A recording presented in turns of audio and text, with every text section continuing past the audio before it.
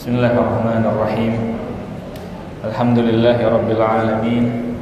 Wassalatu wassalamu ala asyrafil anbiya'i wal mursalin nabiyyina Muhammadin wa ala alihi wa sahbihi ajma'in. Allahumma inna nas'aluka ilman nafi'a wa na'udzubika min ilmin la yanfa'. Amma ba'd. Hadirin rahimani wa rahimakumullah. Mari kita bersyukur kepada Allah Subhanahu wa taala yang telah memberikan kita nikmat berupa kesehatan dan waktu luang sehingga kita bisa berkumpul pada siang hari ini di Masjid Jami' Al-Bassam dengan tujuan memperdalam ilmu agama, mendengarkan hadis-hadis Nabi sallallahu alaihi wasallam dan menjelaskan dan mempelajari penjelasan dari para ulama. Hadirin rahimani wa rahimakumullah.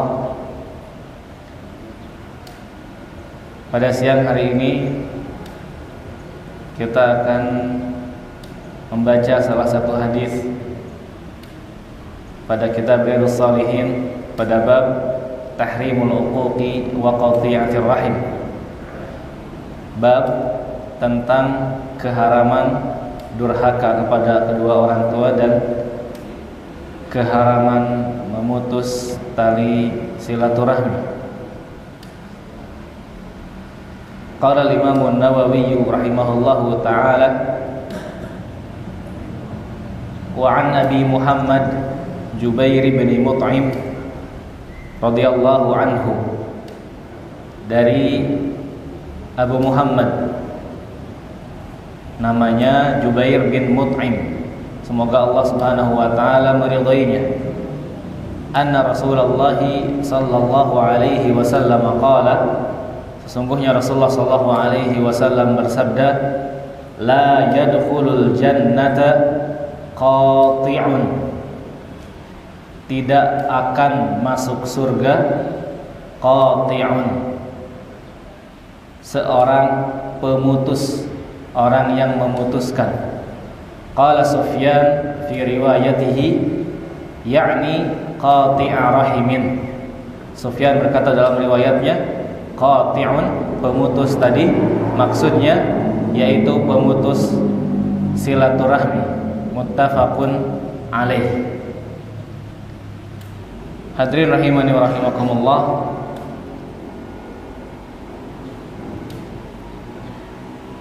Para ulama menjelaskan terlebih dahulu atau mengingatkan kembali tentang definisi ar-rahim atau al-arham jamaknya. Siapa saja yang disebut dengan orang-orang dengan kerabat yang perlu kita jaga hubungan baik dengan mereka. Mereka adalah hum aqaribul insan wa kullu man yarbituhum rabitu nasabin. Yang perlu kita jaga silaturahmi adalah kepada mereka, orang-orang yang merupakan kerabat dan memiliki hubungan nasab dengan kita. Wa tata'akkadu as-silatu bihi kullama kana aqraba ilaihi nasaban, dan hubungan tersebut semakin kuat apabila jarak nasab kita dengannya itu dekat ya. Artinya jarak antara dari kita kepada ayah kita misalnya, atau kepada kakak kita, itu lebih dekat daripada jarak dari kita kepada paman kita atau bibi kita. Maka semakin dekat jarak kekerabatannya, maka semakin besar pula hak kita berbuat baik kepada mereka.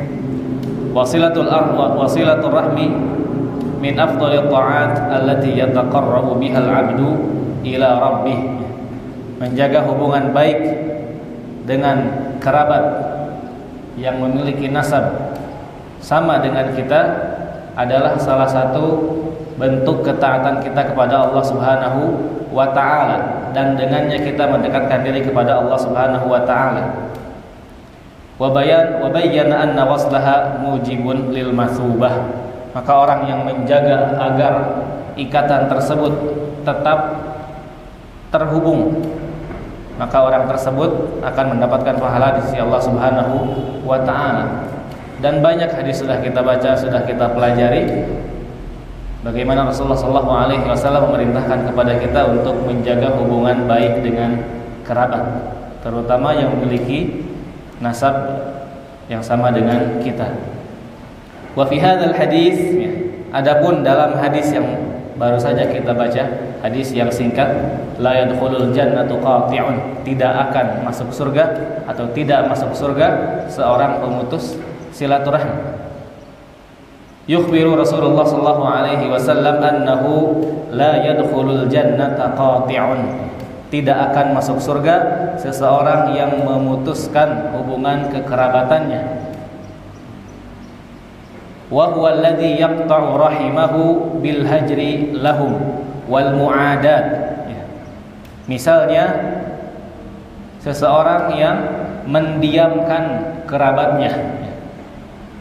Ada seseorang misalnya fulan, kemudian dia memiliki kesalahpahaman, terjadi salah paham antara dia dengan pamannya misalnya.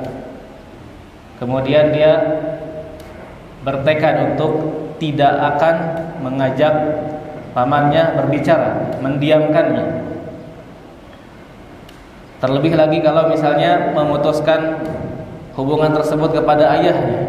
Misalnya di zaman kita yang zaman sekarang yang banyak terjadi kemaksiatan, terutama orang-orang yang jauh dengan ilmu agama, akan sangat mudah kita dapatkan anak-anak yang tidak memiliki rasa takut ketika dia mengucapkan, engkau misalnya wahai bapakku mulai sekarang bukan bapakku karena tidak memberikanku harta, misalnya tidak memberikanku nafkah. Atau anaknya misalnya minta dibelikan kendaraan, minta dibelikan HP, kemudian ayahnya belum bisa membelikannya. Akan mudah kita temukan anak-anak yang dengan emosi mengatakan kepada ayahnya, engkau bukan ayahku karena kau tidak memberikanku apa yang aku mau, dan semacamnya. Wal mu'adat, atau bentuk lainnya, tidak mendiamkan kerabatnya, tidak mendiamkan orang yang memiliki hubungan nasab dengannya, tetapi dia bermusuhan, memusuhi, menginginkan keburukan, padahal orang tersebut adalah kerabatnya sendiri. Ma'aman'ihi iyyahum ma'rufahu wa ma'unatahu, tidak ingin membantu, tidak mau membantu kerabatnya. Pamannya minta tolong, kakeknya minta tolong, bibinya minta tolong misalnya, tidak mau membantu. Maka ini juga salah satu contoh dari memutuskan silaturahmi. Wala'alla al-murad annahu la yadkhuluha fi awwalil amri ma'as sabiqin.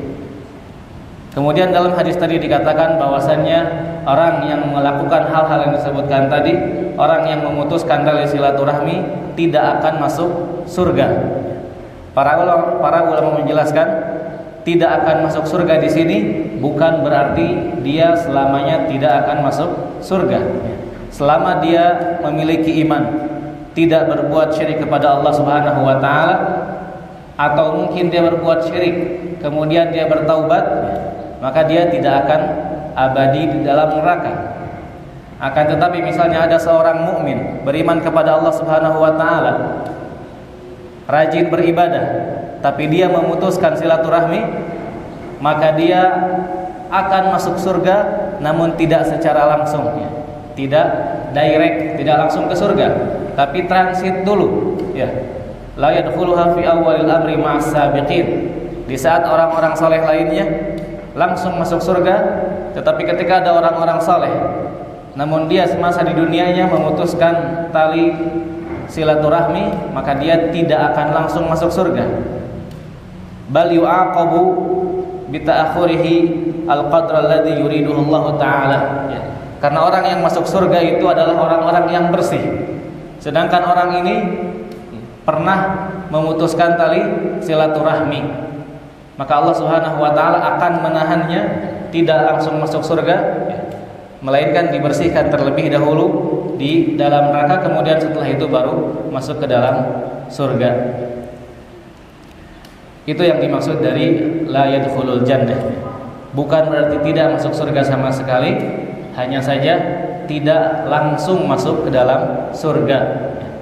Tidak langsung masuk ke dalam surga, melainkan akan Allah Subhanahu wa taala bersihkan dulu dosa-dosanya, kemudian setelah dia bersih, setelah dia mendapatkan balasan, mendapatkan azab dari perbuatannya yaitu memutus silaturahmi, setelah itu baru dimasukkan ke dalam surga.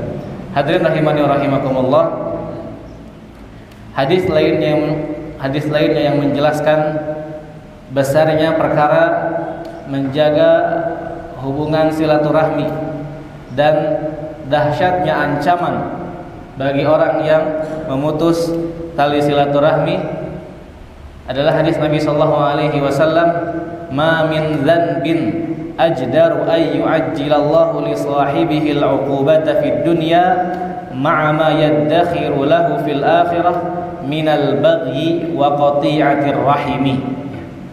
Tidak ada satu dosa yang mana atau yang lebih cocok untuk Allah segerakan balasannya di dunia dan akan Allah siapkan baginya balasan di akhirat, ya. Jadi dua kali ada satu dosa yang akan Allah segerakan balasannya di dunia, kemudian di akhirat juga akan mendapatkan balasannya. Al-baghi wa qati'atir rahim, ya. Yaitu dosa al-baghi, kezaliman, wa qati'ati ar-rahim, dan memutus tali silaturahmi. Para ulama menjelaskan al-baghi di sini maksudnya adalah kezaliman, atau maknanya yang lebih khusus adalah keluar dan menentang pemimpin yang sah. Nah, poin penting dari hadis kedua yang menekankan pembahasan kita pada siang hari ini adalah bahwasannya Allah Subhanahu wa taala dalam hadis ini menjanjikan akan menyegerakan balasan untuk orang yang memutuskan silaturahmi di dunia, dan itu tidak mengurangi balasan yang Allah siapkan untuknya di akhirat kelak. Hadirin rahimani wa rahimakumullah, tentunya mungkin sudah sebulan lebih ya, kita membahas hadis-hadis tentang menjaga hubungan baik kepada orang tua, menjaga hubungan baik kepada keluarga, kepada kerabat yang memiliki nasab, kepada tetangga dan seterusnya. Akan tetapi yang menjadi pertanyaan bagi kita, apakah kita termasuk orang-orang yang mengambil manfaat dari apa yang kita dengar dan baca atau tidak?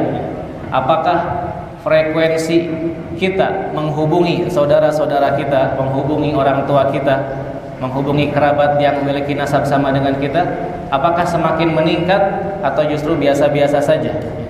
Jangan sampai sebelum membahas hadis-hadis tentang silaturahmi, misalnya menghubungi keluarga hanya ketika lebaran saja, kemudian sekarang setelah mempelajari hadis juga sama, artinya itu kita tidak mengamalkan hadis yang kita baca.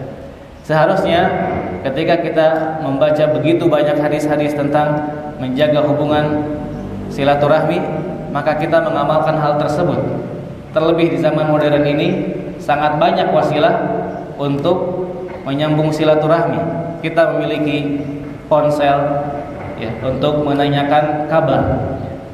Berapa kali kita menanyakan kabar kepada orang tua kita, kepada kakak kita, kepada adik kita, kepada paman kita atau bibi kita.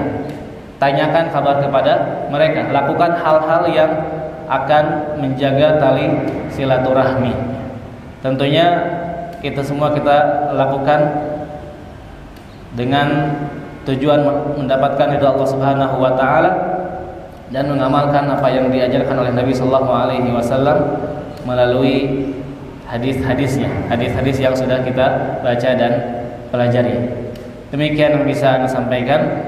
Mudah-mudahan Allah Subhanahu wa taala berikan kita taufik, menjadikan kita hamba-hamba yang gemar untuk menjaga tali silaturahmi.